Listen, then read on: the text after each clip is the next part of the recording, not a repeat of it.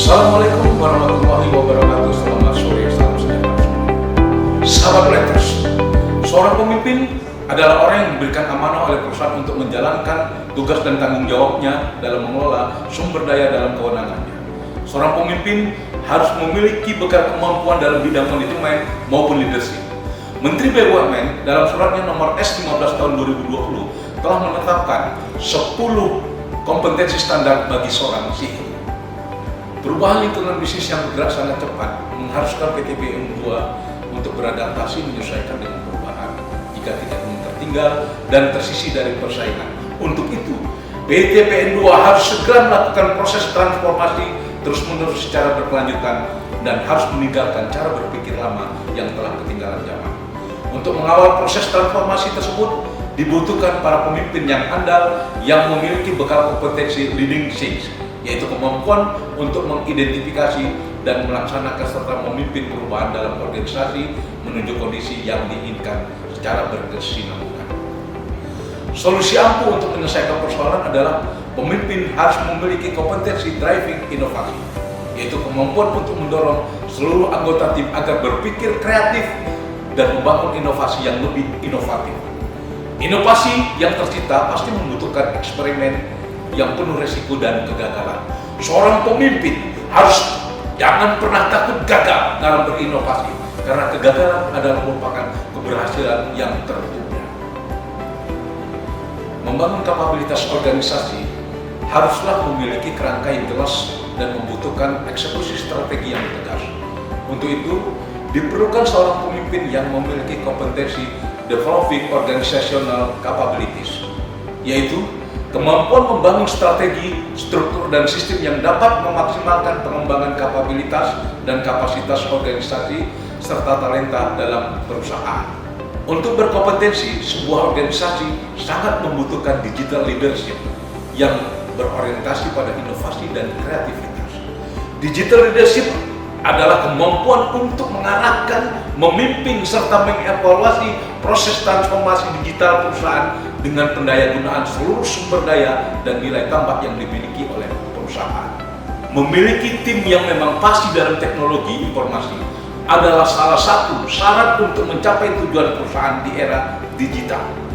Kemampuan digital leadership memungkinkan seorang pemimpin untuk memanfaatkan teknologi dan data dengan mudah dan cepat dalam memimpin perusahaan. Seorang pemimpin harus dapat menjadi seorang yang visioner. Oleh karenanya, diperlukan seorang pemimpin yang memiliki kompetensi strategic orientation. Strategic orientation adalah kemampuan menetapkan sasaran jangka panjang berdasarkan sudut pandang yang bersifat holistik dan komprehensif untuk meningkatkan daya saing dan nilai tambah perusahaan. Seorang pemimpin harus mampu mengimplementasikan strategi menjadi tindakan yang dilaksanakan tanpa adanya kesenjangan, sehingga tujuan dan sasaran perusahaan yang ditetapkan dapat tercapai. Selain harus mengambil momentum, seorang pemimpin harus berani mengambil keputusan, melakukan mitigasi tanpa keraguan, serta menggunakan kemenangannya secara maksimal. Driving execution merupakan kemampuan menerjemahkan dan mengimplementasikan strategi menjadi rencana kerja dan memastikan terlaksananya pekerjaan untuk tercapai sasaran yang diinginkan. Seorang business savvy leaders adalah seorang yang business minded dan market driven. Mereka tahu bisnisnya sangat baik dan mampu mengikuti perubahan industri yang berdampak pada perusahaan. Customer focus adalah kemampuan dalam memahami pangsa pasar secara tepat, memahami pentingnya menciptakan nilai dan memahami keseimbangan yang tepat antara risiko dan peluang bisnis. Seorang pemimpin adalah seorang pelayan yang harus mampu melampaui keinginan seorang pelanggan. Aset terbesar perusahaan adalah pelanggan, sebab tanpa pelanggan perusahaan tidak akan ada. Hargailah pelanggan, maka kita akan berhasil memenangkan dan memelihara mereka. Building strategi partnership merupakan kemampuan untuk mengembangkan kemitraan strategis dengan stakeholder untuk mencapai dan meningkatkan nilai tambah bagi perusahaan. Sehingga seorang pemimpin harus mampu menerima masukan, harapan dari pemangku kepentingan, saling membangun kerjasama untuk memperoleh win-win solution yang saling menguntungkan.